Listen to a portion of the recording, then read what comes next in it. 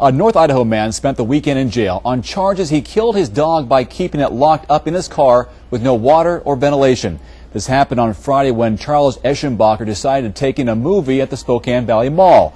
KXLY4's Jeff Humphrey joins us now. Jeff, Eschenbacher is now charged with a felony. Yeah, this is a first-degree animal cruelty case, and that's because experts say this dog suffered horribly before its death. We put the thermometer in our car about an hour ago, and it's already reading more than 120 degrees.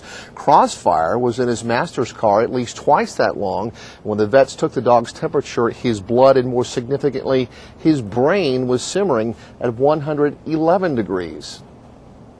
Charles Martin Eschenbacher, E.S. It's likely Charles Eschenbacher was very fond of his dog. However, when he brought the black lab to the Spokane Valley Mall, he must have underestimated just how hot his Ford Mustang would get, because it didn't take very long for the animal's suffering to attract attention. The officer found the security folks standing by the car. The car's windows were steamed up, which made it difficult to see in the vehicle, but she was able to peek in and see a dog prone on the floor.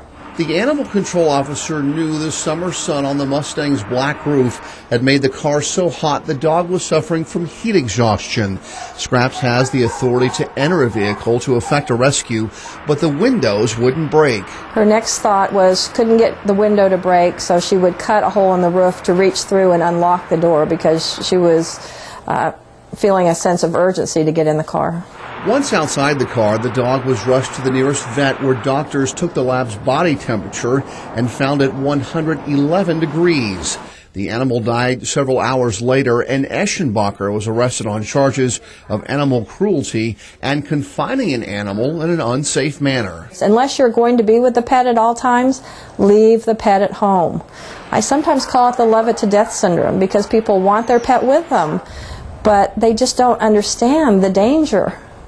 Now today in court, Eschenbacher's bond was set at $20,000. He is in a big hurry to post that bail because he is supposed to be deployed to Iraq on July 4th, where he will unfortunately get a lot of experience riding around in a hot and locked up car.